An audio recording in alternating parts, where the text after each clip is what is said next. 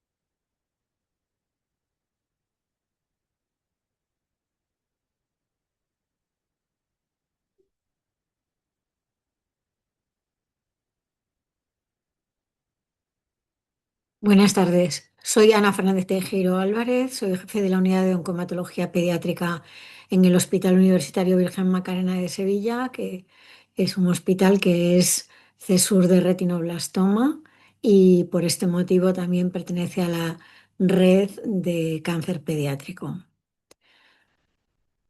Vamos a hablar en esta sesión de retinoblastoma, generalidades, del tratamiento del retinoblastoma en el siglo XXI, del diagnóstico precoz y la importancia de la atención primaria y, por último, unas pinceladas de consejo genético.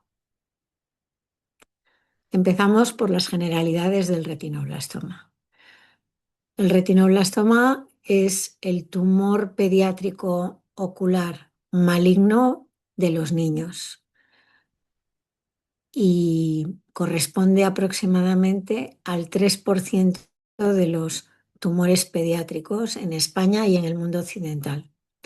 Si el tumor más frecuente en los niños es la leucemia, con casi el 30% de los casos, el retinoblastoma es el 3%. Cada año en España se diagnostican 25 o 30 niños nuevos con retinoblastoma.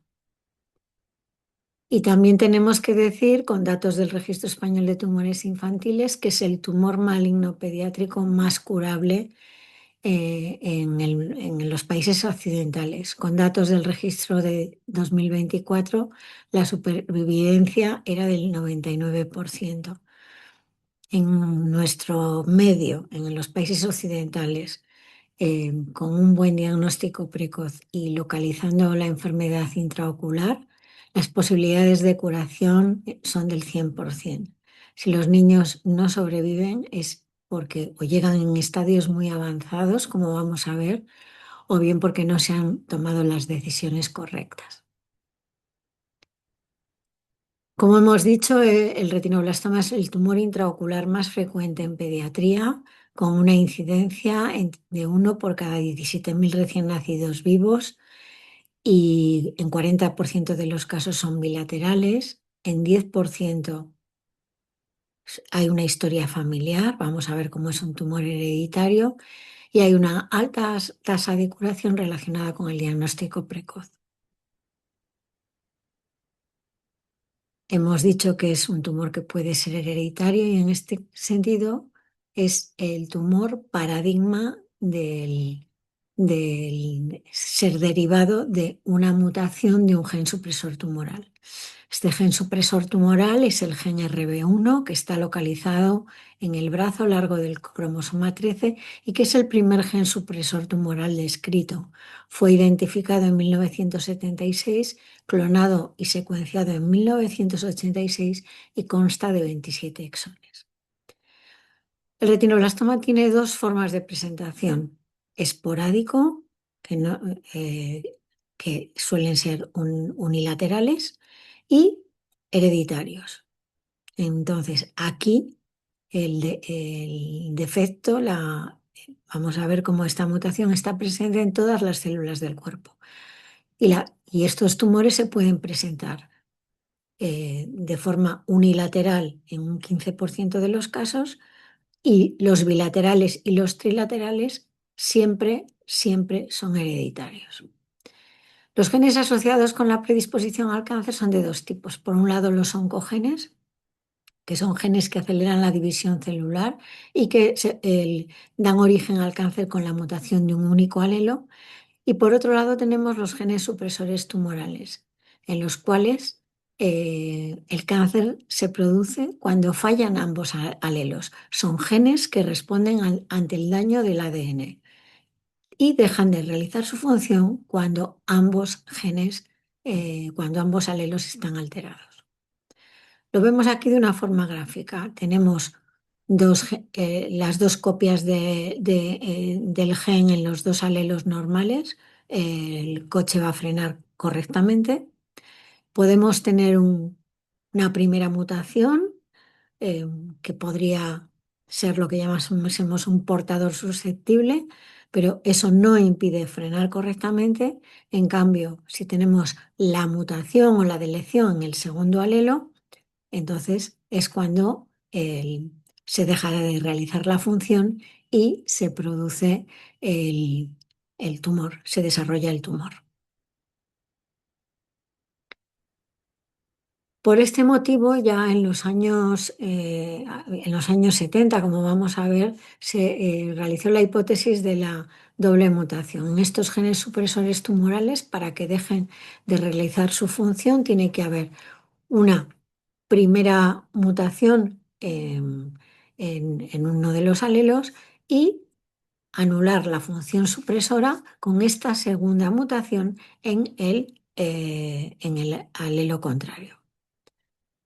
En 1977, eh, el doctor Knudson, un oncólogo pediátrico, después de observar las historias clínicas y los detalles de cientos de niños con retinoblastomas unilaterales, bilaterales, hereditarios, no hereditarios, realizó la hipótesis de la doble mutación aplicada al retinoblastoma y ahí definió dos grupos, dos tipos de pacientes. Por un lado, aquellos que tienen predisposición en línea germinal por una mutación presente en todas las células del cuerpo que predispone al desarrollo del retinoblastoma, y luego a nivel de las células de la retina se produce una segunda mutación que da lugar a tumores bilaterales y multifocales, pero también, como hemos comentado, podrían ser tumores unilaterales y multifocales. Y en el otro lado tenemos los tumores esporádicos. Aquí los dos alelos están normales, son normales, no hay mutación, y las dos mutaciones se producen a nivel de la retina, dando lugar a tumores unilaterales y unifocales. De esta manera, vamos a tener los tumores esporádicos que no son portadores de mutación en línea germinal, que tienen los dos genes RB1 normales y en los que las dos mutaciones en los alelos del gen RB1 se producen a nivel somático dentro de la retina. Y por otro lado, vamos a tener sujetos con un tumor hereditario que bien pueden heredarlo de su padre o de su madre, o con una presentación de novo, y en los que esa mutación en línea germinal ya estaría presente en el momento de la fecundación y habría una segunda mutación a nivel somático en la retina en el gen RB1 que daría lugar al tumor. De esta forma, los sujetos portadores de mutación en línea germinal presente en todas las células del cuerpo pueden haberla heredado de sus padres, de su padre o de su madre. Esto ocurre en un 10% de los casos, pero es más frecuente que sea una mutación de novo. En cualquiera de los dos casos, los sujetos portadores de una mutación en línea germinal desarrollan tumores bilaterales y multifocales, también pueden presentarlos unilaterales y multifocales, y también tumores trilaterales con afectación de la pineal o de la región supraselar. En el caso de los pacientes con mutación heredada de sus padres, el riesgo en los hermanos de desarrollar también un retinoblastoma es casi del 50%. Por el contrario, en los pacientes que presentan mutación de novo y no la heredan de sus padres, el riesgo de presentar un retinoblastoma en los hermanos es similar al de la población general, menor de un 1%. Y en ambos casos, tanto en los pacientes con mutación en línea germinal heredada como en la presentación de novo, a partir de ellos, el riesgo de que sus descendientes hereden la mutación y el riesgo de desarrollar un retinoblastoma es casi el 50%.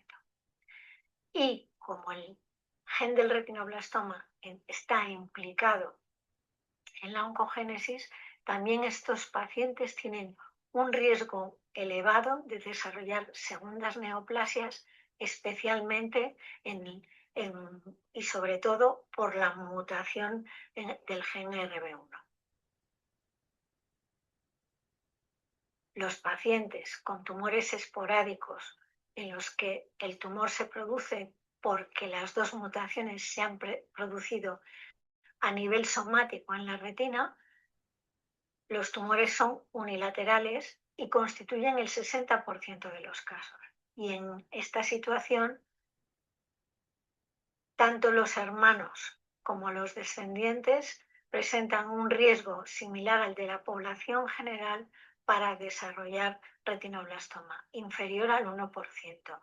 Y de la misma forma, los sujetos que desarrollan un retinoblastoma esporádico tienen un riesgo similar al de la población general de desarrollar segundas neoplasias.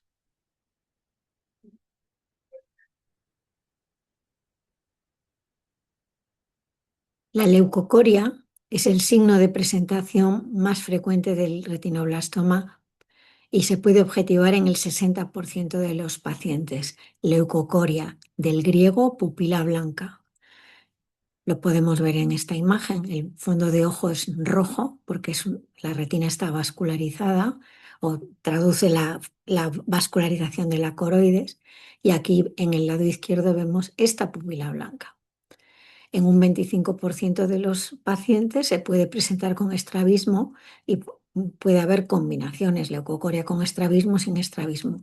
Pero también podemos tener otras presentaciones como glaucoma doloroso, anisocoria, heterocromía, hipema, hipopión o nistagmus. Pero la leucocoria no es estómago. Y los oftalmólogos saben que en su diagnóstico diferencial entran distintas entidades.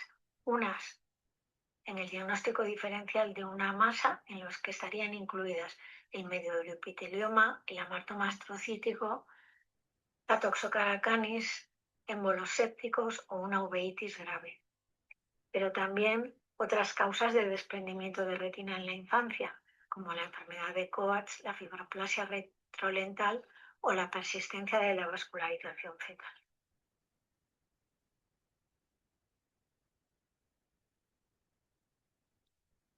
Bien, el retinoblastoma es un tumor que no requiere estudio patológico para su diagnóstico. Las características que objetiva un oftalmólogo experto en la fundoscopia sí que son patognomónicas. Para un correcto diagnóstico del retinoblastoma necesitamos una buena anamnesis con los antecedentes familiares, especialmente si ha habido antecedentes de enucleaciones en la infancia. Muchas veces las familias no tienen conocimiento de por qué se nucleó un paciente, pero si es una enucleación en la infancia y no tiene relación con un traumatismo, es bastante sugestiva. Después todos los antecedentes personales, patológicos, si hay estigmas, si hay otras enfermedades asociadas o síndromes, la exploración física, la analítica, las serologías, por supuesto la preanestesia, vamos a necesitar una resonancia cerebral y orbitaria, el estudio genético para determinar la presencia de mutación del gen RB1 en línea germinal y los potenciales evocados auditivos de cara a prevenir ototoxicidad, sobre todo si vamos a dar quimioterapia con derivados del platino. Desde el punto de vista oftalmológico, es fundamental realizar una fundoscopia bajo anestesia general que permite mapear y revisar perfectamente toda la retina. Puede haber, solo con la revisión en consulta pueden escaparse tumores que estén muy periféricos, una ecografía ocular, una retinografía, la biomicroscopía de polo anterior y un electroretinograma. Aquí podemos ver varios ejemplos de retinoblastoma, un retinoblastoma pequeño que está a una distancia importante, no está cerca de la fobia y vemos ahí cómo está distante. Aquí podemos ver otro tumor más grande con siembras vítreas que dificulta ver la retina en su conjunto. Vemos todas esas siembras vítreas salpicando. Aquí podemos ver una ecografía ocular en esta otra imagen. Y por último podemos ver, esta es la ecografía, en la que se ve todo el tumor en el polo posterior. Y aquí podemos ver un retinoblastoma trilateral con afectación de la región pineal. No hay que olvidar que la pineal tiene tejido de la retina y lo que antes se llamaba el tercer ojo, y hay posibilidad de desarrollar tumor aquí en los pacientes portadores de mutación en línea germinal. Esta es la clasificación internacional del retinoblastoma, 5 estadios en función de su tamaño y de su distancia con la fobia, desde el estadio A hasta llegar al grado máximo, que es el estadio E, que ya es la tisis bulbi con afectación de cristalino, vítreo muy infiltrante y que es el estadio más avanzado. Aquí podemos ver también otra vez distintas eh, formas de localización, distintos estadios más o menos avanzados. Podemos ver en esta imagen una extensión extraorbitaria con un globo ocular totalmente distorsionado, que es un estadio de los preocupantes en cuanto a pronóstico visual, por supuesto, pero también de supervivencia. Lo volvemos a ver aquí. Tenemos otras clasificaciones como la TNM, que esto es en función de los hallazgos en la anatomía patológica, y hay distintas clasificaciones en función del tamaño y los distintos grados de afectación coroidea y de invasión del nervio óptico que nos puede indicar el patólogo. Y después tenemos la clasificación internacional en la que tenemos 4 estadios. El estadio 0, que son pacientes no enucleados. El estadio 1, que son los pacientes enucleados con tumores completamente resecados. El estadio 2, pacientes enucleados con residuo microscópico, y aquí dependemos del patólogo.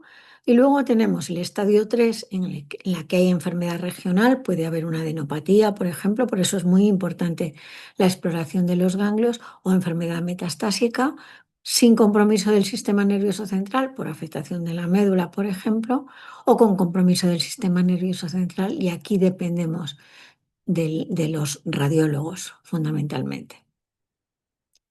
Esta es la clasificación internacional también, con la localización intrarretiniana de los tumores, la localización intraocular, la enfermedad avanzada intraocular y por último el estadio, la enfermedad extraocular más avanzada. Esto es para enseñar cómo es un retinoblastoma extraocular. Podéis ver un ojo totalmente distorsionado, y aquí es muy importante ver si hay afectación de los nódulos linfáticos y cuando se nuclea, si el corte del nervio óptico está afectado. Y luego ver si hay afectación del sistema nervioso central.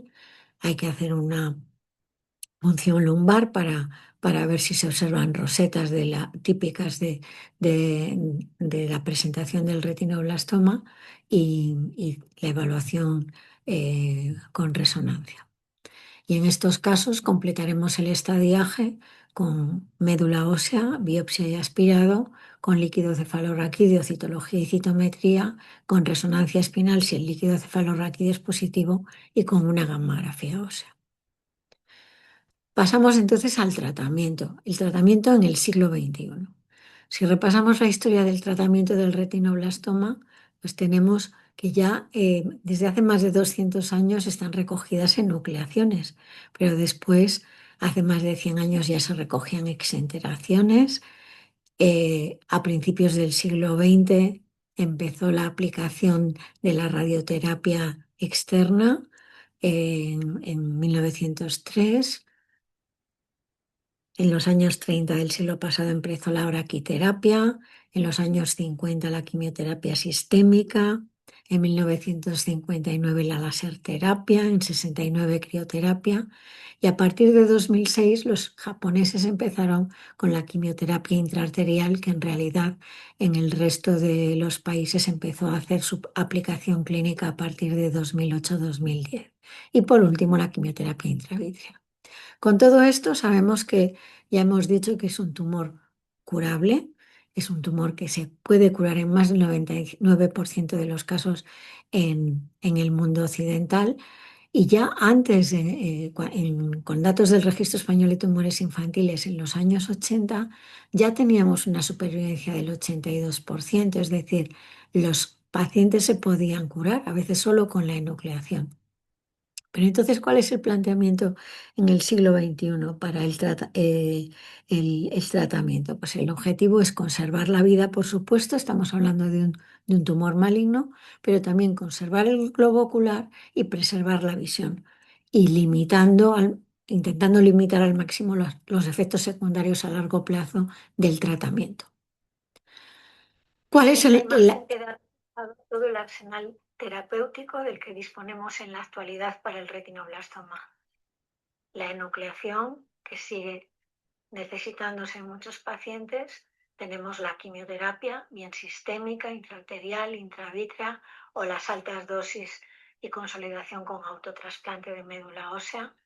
Las terapias focales que van a aplicar los oftalmólogos: fotocoagulación con láser, termoterapia, crioterapia o braquiterapia. La radioterapia externa, que vamos a utilizar en casos muy restringidos con enfermedad extraocular, en casos avanzados. Y después la terapia antiangiogénica en aquellos casos en los que la visión puede estar comprometida por la proliferación vascular en la retina. ¿Y cómo se decide el tratamiento de un paciente con retinoblastoma? Es una decisión que se toma dentro de un subcomité y en el que intervienen todos los especialistas implicados en el manejo integral del paciente, desde los oftalmólogos, los oncólogos radioterápicos, los patólogos cuando es necesario, los radiólogos, la enfermería y, por supuesto, los oncólogos pediátricos. ¿Qué factores influyen en la decisión terapéutica? Pues la presentación unilateral o bilateral, la edad del niño, por debajo de los 6 meses es difícil poder aplicar quimioterapia intraarterial, el estadiaje, no es lo mismo en los estadios locales cuando la enfermedad está avanzada o es extraocular, el pronóstico visual o los factores de riesgo patológico en el caso de que el paciente haya sido enucleado. Aquí lo podemos ver de otra forma, los factores que influyen en la decisión de un tratamiento, el tamaño y la localización del tumor, el número de lesiones, la edad del paciente, la afectación de uno o ambos ojos o también muy importante la afectación trilateral, que son los casos más complejos. Y todo esto depende del equipo multidisciplinar. Los comités de tumores ayudan a la toma de decisiones, especialmente en los pacientes más complicados. Aquí se reflejan algunos conceptos. La prioridad del tratamiento es curar, lo primero. Lo segundo, intentar la preservación ocular y preservar la visión y disminuir los efectos secundarios. Y aquí quedan reflejados también las distintas modalidades de tratamiento. En este árbol vemos recogido cuál sería un poquito la sucesión del razonamiento. En el caso de un niño con un tumor intraocular, vamos a valorar si el tumor es unilateral o bilateral y valoraremos si el paciente es candidato a enucleación de uno o de ambos ojos y entonces establecería el tratamiento basado en el riesgo patológico. Por el contrario, si se opta por un tratamiento conservador para salvar los globos oculares, se valorará la administración de terapias focales o las distintas modalidades de quimioterapia intravenosa, intraarterial o intravítrea. En el caso de la enfermedad extraocular, administraremos quimioterapia enfocada a la citorreducción para llegar a la consolidación con altas dosis de quimioterapia y autotrasplante de médula ósea. Y en algunos casos seleccionados, los pacientes serían candidatos a recibir radioterapia externa. Uno de los aspectos más importantes que nos detalla el patólogo es la afectación del nervio óptico. Para una adecuada información de la infiltración del nervio óptico, lo idóneo es que el corte del nervio óptico tenga 1 centímetro o más para que sea valorable. Y el patólogo nos va a informar de la presencia de células tumorales en el margen de resección, la extensión de esa infiltración si la hay o la afectación de la lámina cribosa. Aquí podemos ver muy resumido lo que es el algoritmo. Tenemos un tumor unilateral de bajo riesgo, en este caso podemos valorar si es candidato a enucleación, con o sin quimioterapia. Estos pacientes tienen una supervivencia más del 90%, son los casos más frecuentes. Y luego tenemos los pacientes de alto riesgo, que son el menos del 5% de los casos, que pueden necesitar consolidación con altas dosis de quimioterapia, consolidación con un trasplante y que pueden tener una supervivencia menor. Y luego está la decisión terapéutica en los tumores bilaterales, que ahí depende siempre del estadio más avanzado. Esto es otra vez para recordar la dificultad del tratamiento de los tumores extraoculares con enfermedad bien en la órbita, bien en el sistema nervioso central, bien en la médula ósea. Aquí vemos distintas formas de afectación extrarretiniana, afectación de la cámara anterior, vemos esta sombra blanquecina que son células de retinoblastoma. Aquí vemos la infiltración celular en coroides o la infiltración de los cuerpos ciliares. Entonces, ¿cuáles son los criterios que pueden condicionar la decisión de una enucleación primaria en un tumor intraocular? Pues un tumor que ocupe más de 2/3 del volumen ocular o tumores extensos, más de un estadio 3A, pero exceptuando aquellos pacientes que tienen una afectación de siembra anterior leve o una buftalmia leve. Y es importante decidir la enucleación en cualquier paciente en el que se ve que no hay posibilidad de intentar un tratamiento conservador. En cuanto a la quimioterapia endovenosa, en algunos pacientes vamos a dar quimioterapia neoadyuvante antes de la enucleación en aquellos casos que tengan buftalmia o una elevada presión intraocular o una inflamación órbita masiva, o bien cuando en la resonancia se nos informe de factores de riesgo como extensión extraescleral o invasión del nervio óptico. En otros casos, la administración de quimioterapia se decide basado en los factores de riesgo patológico en función de unos criterios que están definidos y que determinan el riesgo de recaída. En esta diapositiva podemos ver resumidos los factores de riesgo patológico, que son aquellos puntos que el patólogo nos va a detallar en su informe. La afectación de la cámara anterior, la invasión de los cuerpos ciliares, esto es muy vascularizado y es factor de riesgo por la posibilidad de que las células malignas invadan el torrente sanguíneo, la invasión transescleral, intraescleral, la invasión masiva de coroides, cuando es una invasión con más de 3 milímetros de grosor o una invasión focal de coroides.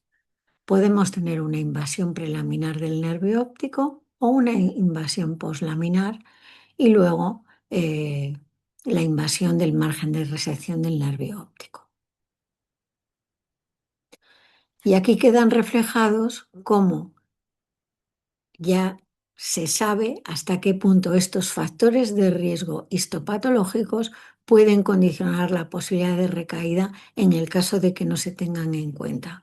Por ejemplo, el que esté infiltrado el nervio óptico, el corte del nervio óptico, la infiltración coroidea, que estén afectados ambos, nervio óptico y coroides, o la afectación de cámara anterior. Estos son factores o la afectación del nervio óptico poslaminar. Si con estos factores de riesgo no se administra quimioterapia adyuvante, es decir, posterior a la enucleación, hay muchas posibilidades de recaída.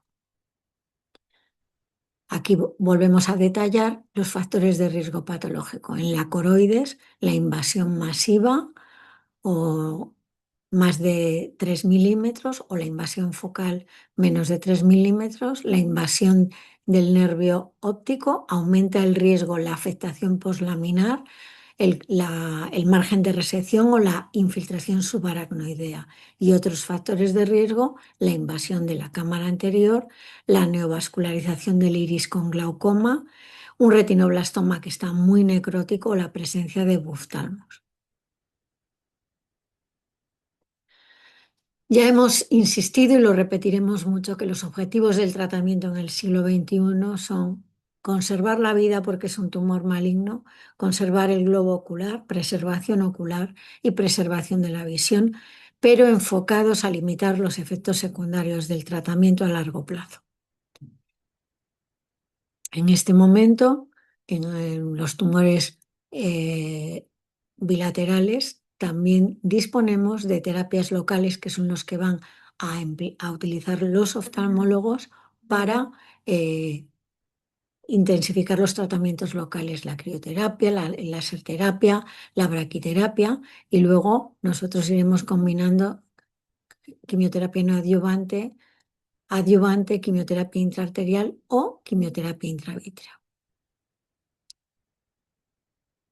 En los casos con retinoblastoma unilateral avanzado, eh, la enucleación puede ser el tratamiento de elección para evitar tratamientos innecesarios, sobre todo cuando se sabe que no hay ningún riesgo, ningún beneficio visual, es un paciente que sabemos que no va a haber y que se corre un alto riesgo si se hace una enucleación en segundo tiempo. Esto es una decisión difícil porque todos los padres en principio quieren la preservación ocular, pero la experiencia nos demuestra que muchas veces hemos demorado enucleaciones para que los padres, porque los padres rechazaban la enucleación y al final se han convencido de que era la mejor opción posible para evitar el daño más daño, más toxicidad a los pacientes. Entonces, recordamos los dos conceptos: quimioterapia no adyuvante, eh, de acuerdo con los hallazgos clínicos y de la resonancia, que puede ser antes de la enucleación, en los casos en que al final se decide, y después la quimioterapia adyuvante en aquellos pacientes en los que se enuclea y la decisión quirúrgica y la decisión de tratamiento se toma en función de los hallazgos y la descripción de los patólogos. Aquí Aquí podemos ver la evolución de la quimioterapia. En los años 50 empezó la quimioterapia mm, para los casos metastásicos con trietilmelamina, y a partir de los años 60 empezó la quimioterapia sistémica combinada con ciclofosfamida, actinomicina. En los años 80 empezó la quimioterapia que actualmente se considera estándar, que son la vincristina, el etoposide y el carboplatino, que sigue siendo utilizada en la actualidad y que en realidad es el estándar de tratamiento. En los años 2000 los japoneses empezaron con la quimioterapia intraarterial, eh, especialmente en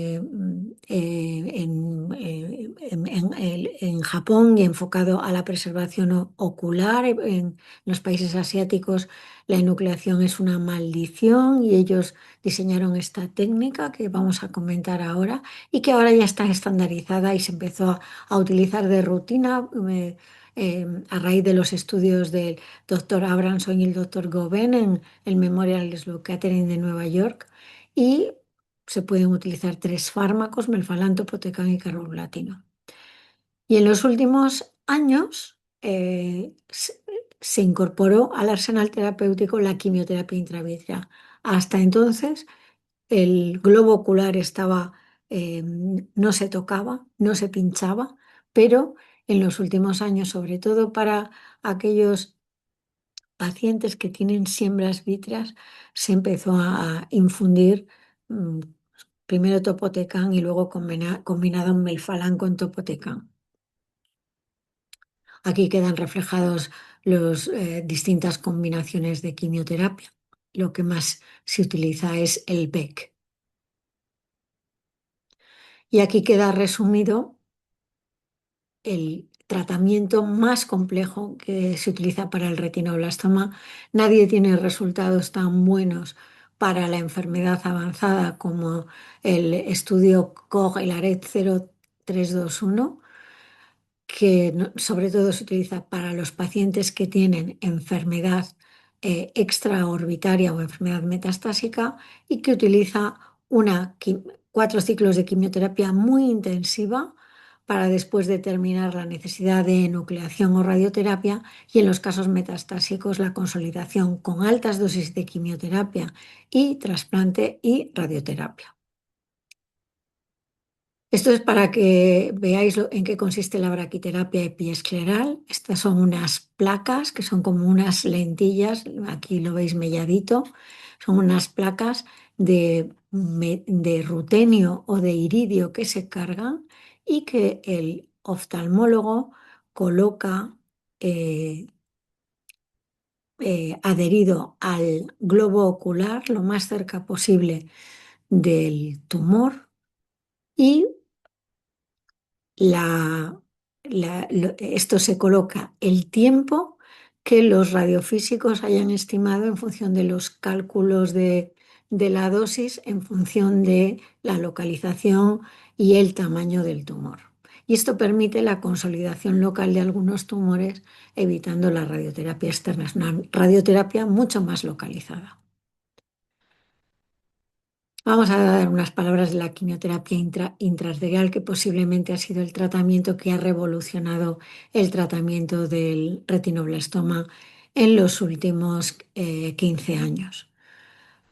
Como ya dije antes, este tratamiento empezaron los japoneses en los años 90, Kaneko y Takayama y Yaman en 2004, y consiste en la inyección directa de los fármacos en la arteria oftálmica mediante un catéter desde la arteria femoral. Los japoneses empezaron con la técnica como un globo, de tal manera que ocluían el flujo de sangre por encima de la arteria oftálmica, pero lo que hizo el doctor Gobén, que trabaja con el doctor Abramson en el Presbyterian de Nueva York, es la técnica del microcatéter con unos catéteres muy finitos que permiten llegar hasta la arteria oftálmica sin necesidad de ocluir el flujo sanguíneo. Y sus indicaciones pues se van revisando, cada vez se va estandarizando más el tratamiento, hay posibilidad de administración bilateral, incluso en el mismo procedimiento, y tiene muchas posibilidades de preservación ocular con morbilidad limitada, mucho derivado de la técnica, porque no deja de ser un cateterismo. Se pueden administrar uno, dos o tres fármacos. Siempre se administra melfalán combinado con topotecan o añadiendo incluso carboplatino, y se administran estas sesiones cada 3, 4 semanas. Como hemos dicho, se cateteriza la arteria oftálmica desde la arteria femoral, llegamos hasta la entrada de la arteria oftálmica. Aquí se detiene el microcatéter y en este momento se aprovecha para infundir muy despacito los fármacos, para que no haya un flujo muy alto, porque entonces el músculo de la arteria responde cerrándose y el riesgo es la isquemia retiniana. Tiene una alta eficacia con menor toxicidad sistémica y es un procedimiento invasivo, mínimamente invasivo, aunque no exento de complicaciones. La más grave es la hemorragia coroidea o la isquemia retiniana con el consiguiente compromiso visual. Aquí podemos ver un ejemplo de cateterismo, arteriografía previa a la administración de quimioterapia intraarterial en un paciente con retinoblastoma, en el que se comprueba cómo es el mapa de la arteria antes de proceder a la infusión de los fármacos. Y aquí podemos ver cómo responde el retinoblastoma con imágenes de RETCAM, este tumor tan grande, como después de una primera dosis solo de melfalán el tumor se va resumiendo, se va calcificando, y esta última imagen es después de 3 ciclos de melfalán únicamente y se ve todo el tumor resumido y calcificado. Mucho de lo que estamos comentando lo podéis encontrar en este artículo de Munir de 2019, que actualmente continúa siendo una especie de Biblia del manejo integral del retinoblastoma. ¿Qué diferencias podemos ver de los principales tratamientos del retinoblastoma? Bueno, pues en cuanto a disponibilidad, la enucleación y la quimioterapia sistémica están disponibles en los hospitales donde hay unidades de oncología.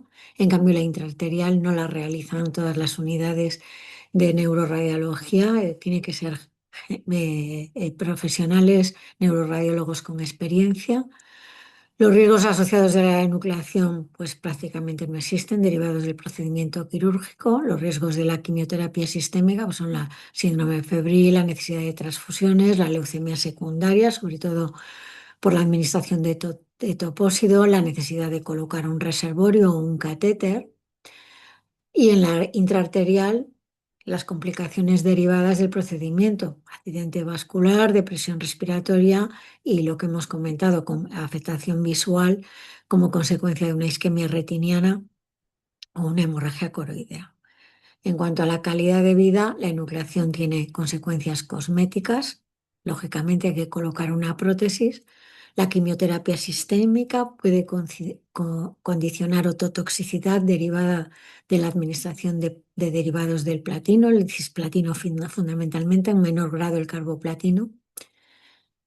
Y en cambio la intraarterial no repercute en la calidad de vida porque las complicaciones son las derivadas del procedimiento.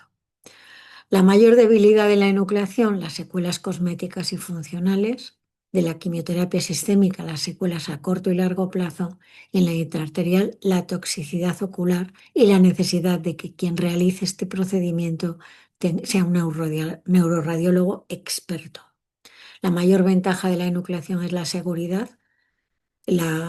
Aseguramos el control de la enfermedad y con la información del patólogo podemos decidir la necesidad de administrar quimioterapia posteriormente. En cuanto a la quimioterapia sistémica, pues hay poca toxicidad ocular, es una más toxicidad sistémica, y la gran ventaja de la quimioterapia intraarterial es que no hay toxicidad sistémica. En algún caso puede haber una mínima toxicidad, pero absolutamente leve. Y aquí, para comentar sobre la quimioterapia intravítrea, que como comentaba antes, es junto con la quimioterapia intracameral, que ahí no voy a entrar, es la última incorporación al arsenal terapéutico del retinoblastoma. Para ello, con una técnica que tienes que ser muy, muy, muy, muy exquisita, el oftalmólogo eh, punciona el globo ocular en un punto concreto y retira después con mucho cuidado la aguja previa crioterapia para evitar la diseminación tumoral, y permite administrar en la cámara vítrea, en la cámara posterior, un fármaco o un antiangiogénico. En esta diapositiva podéis ver a este niño. Este niño fue el primer niño tratado con este acelerador lineal en 1955 para un retinoblastoma bilateral y sobrevivió. Y esto es el modelo primitivo antes de eh, eh, que se generalizara el uso de los aceleradores lineales y las sofisticadas máquinas de aceleradores lineales con los que contamos en la actualidad, que son unas máquinas que permiten dirigir el rayo de forma muy limitada y con menor toxicidad. Y para la administración de radioterapia en niños, pues es fundamental realizar el procedimiento bajo anestesia general y con una muy buena inmovilización para asegurar que el paciente no se mueve y que se administra siempre el haz de radiación en el lugar programado. Sin embargo, en los últimos años, pues, a la radioterapia con fotones se ha incorporado la protonterapia. Esto ya lleva utilizándose en Estados Unidos desde hace más de 25 años. Eh, en España, hasta el año 2020, los pacientes que precisaban protonterapia eran derivados a Francia, a Suiza o Alemania, pero desde 2020 se dispone de 2 centros privados en los que se puede administrar protonterapia, que son en la Clínica Universitaria de Navarra en Madrid y el Centro de Protonterapia de Quirón. Gracias a la donación de Amancio Ortega, en los próximos años se espera que se pongan en marcha 10 unidades de protonterapia en la sanidad pública y, el primero que se va a poner en marcha posiblemente sea el del hospital, el Complejo Universitario de Santiago.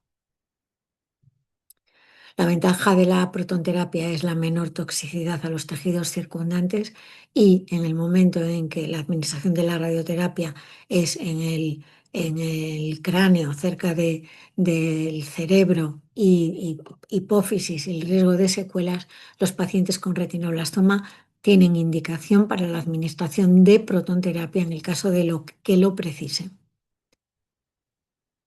En el caso de recaída, estos pacientes son rescatables. Mucho va a depender del tratamiento recibido previamente. Por supuesto, si no se ha enucleado, los pacientes deberán considerarse la enucleación. Si todo se hace bien, incluso después de la recaída, las posibilidades de curación eh, son mayores al 98%, pero incluso en los pacientes con recaída extraocular, más del 50% de los pacientes pueden rescatarse.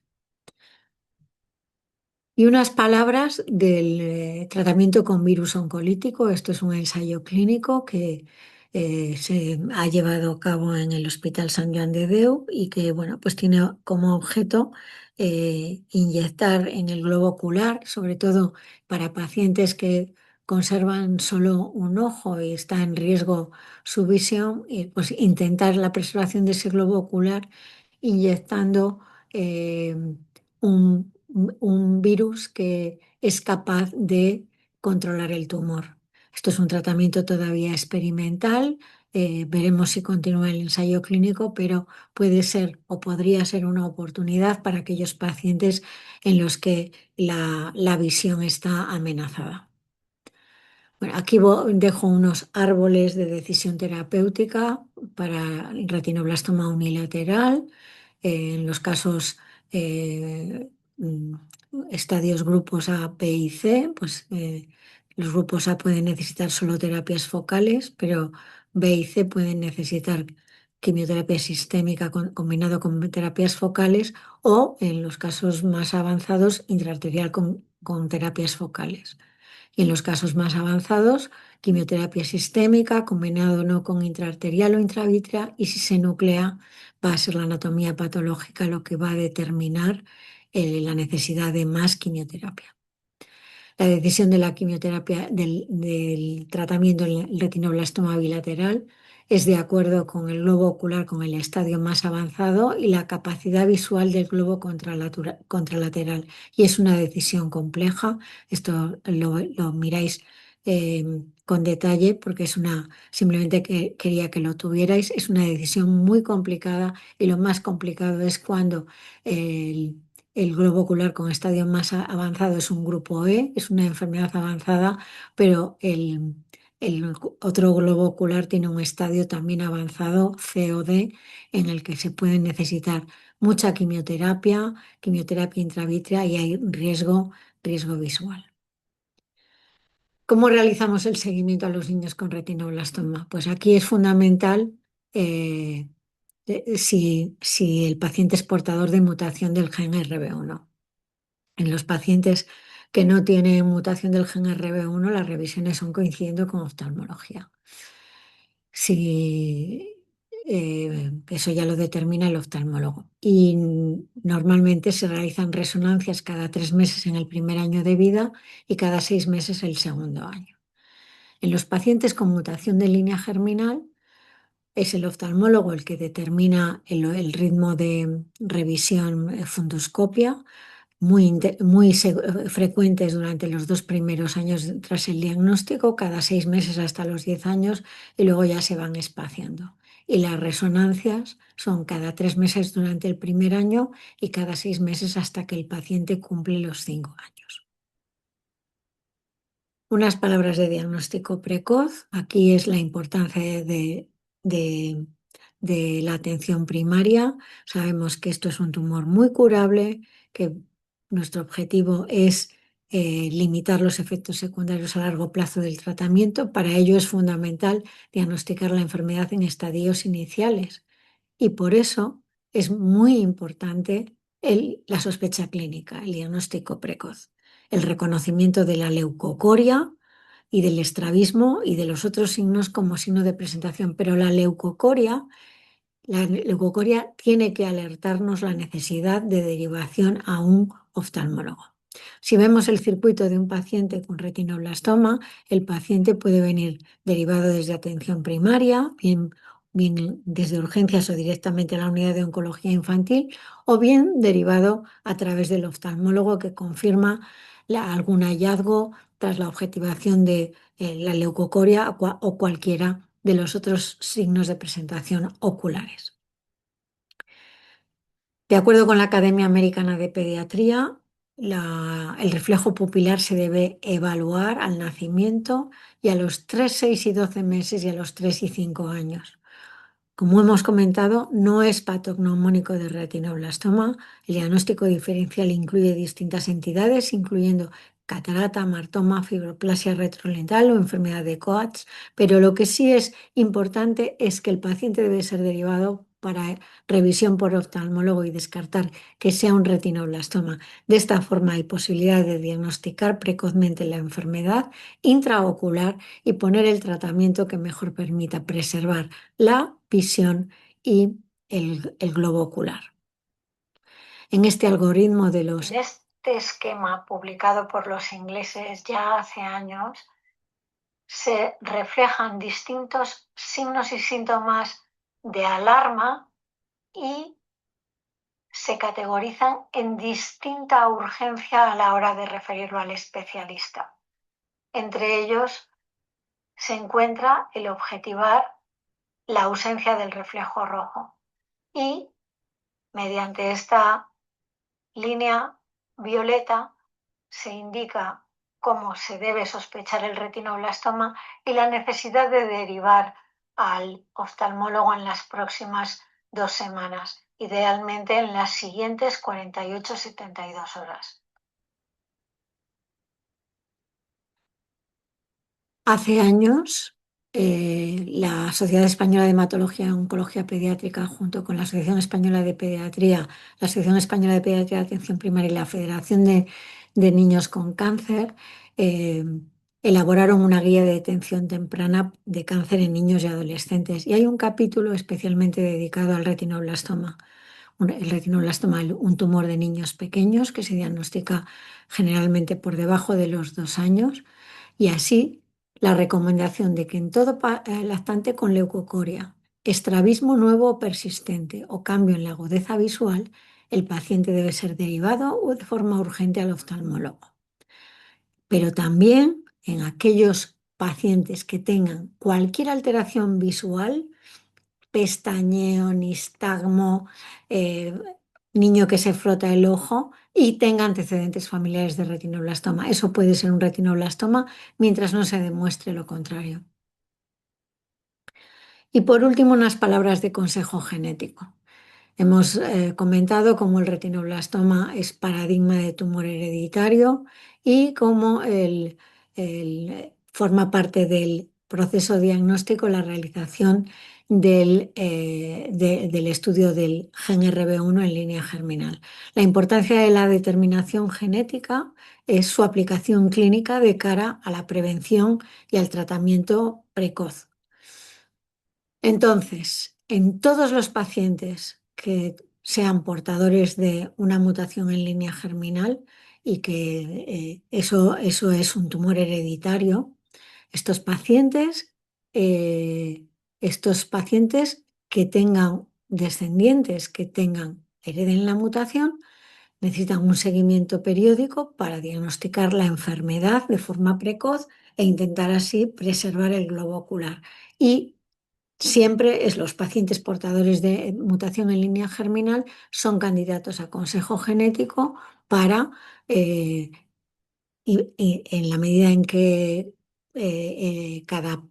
cada uno lo considere en función de sus creencias, valorar alternativas de reproducción para evitar que los hijos tengan hereden la enfermedad. En cada embarazo, cuando uno es portador de mutación de línea germinal, en cada embarazo hay un riesgo del 50%, o sea, una herencia autosómica dominante, hay un riesgo de un 50% de desarrollar la enfermedad, de heredar la mutación. Y si uno hereda la mutación, las posibilidades de desarrollar la enfermedad son de un 99%. En cambio, en los descendientes que no tienen la mutación, ese otro 50% no precisan ningún seguimiento. Tenemos así dos alternativas. Los pacientes con tumores unilaterales, que son tumores esporádicos que constituyen el 85% de los casos. En este caso, eh, son pacientes que ya hemos comentado, sus descendientes no van a tener ningún riesgo, el mismo riesgo que la población general de desarrollar el tumor, porque las dos mutaciones se producen a nivel de la retina, pero en cambio tenemos los pacientes que tienen mutación, y estos pacientes pueden ser tumores unilaterales, bilaterales o trilaterales.